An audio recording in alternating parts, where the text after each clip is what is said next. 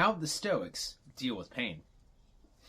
Let's find out. Hi, my name's Dave, and welcome to my daily journey through the Daily Stoic, 366 meditations on wisdom, perseverance, and the art of living by Ryan Holiday and Stephen Hasselman. If you enjoy Stoic content and self-improvement, don't forget to like, share, and subscribe. Today's September 18th, dealing with pain. This is a bit of a longer one, so bear with me. Dealing with pain.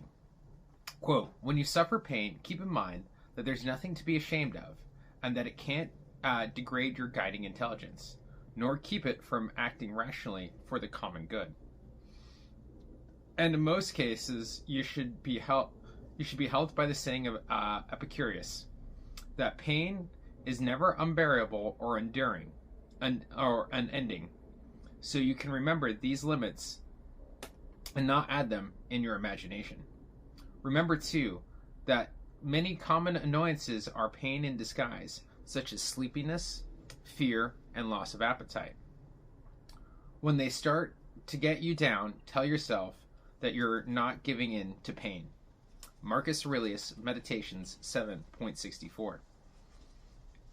In 1931, on a trip to New York City, Winston Churchill was struck crossing the street by a car going more than 30 miles an hour. A witness at the scene was sure that he had been killed. He would spend some 8 days in the hospital with cracked ribs and a severe head wound. Churchill somehow remained conscious. When he spoke to the police, he went to great lengths to insist that he was completely to blame and wanted no harm to come to the driver. Later, the driver came to visit Churchill in the hospital. When Churchill heard that the driver was out of work, he tried to offer him, the man who nearly killed him, some money.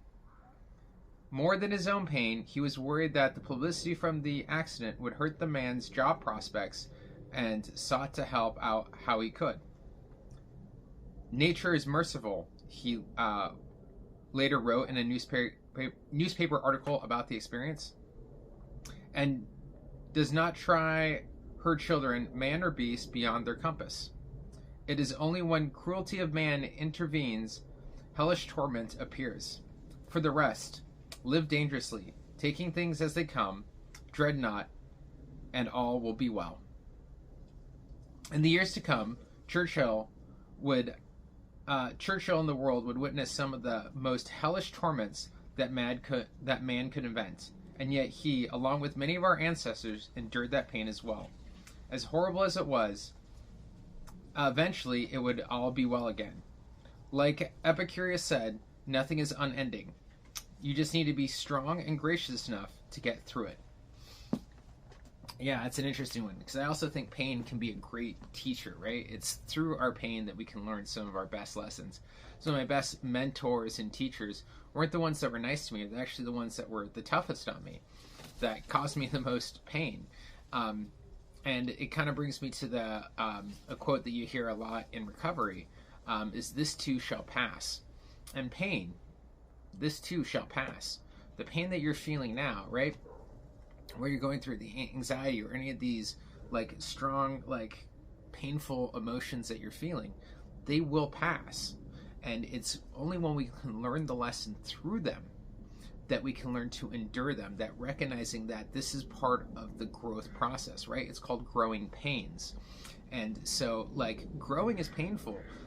Mastering yourself, understanding who you are, and going through self-actualization and self-improvement, it's painful. It's not an easy process. Yet, the strength that you gain from going through it, from going through the fire, leads to unimaginable results. Like, it can bring you to a much better place. And depending on how much pain that you're willing to put yourself through, you can, on the other side of that, is so much growth and opportunity, and recognizing that you're much stronger than you are. Pain is just temporary. Pain is just a reaction in our body from outside stimuli. Saying, oh no, like things are going on. And it's just us of learning how to respond to it, right? The Stoic principle of recognizing what's in our control, what's outside our control. You know, like it said in Marcus Aurelius's quote there at the beginning of Meditations, you know, like it doesn't changes from our guiding light and our guiding principles and our guiding intelligence. You know, here's a man who is writing this in his journal, reminding himself that, you know, that pain is just, you know, the Epicurus quote is not unending. It will end. The pain that you're feeling now will end.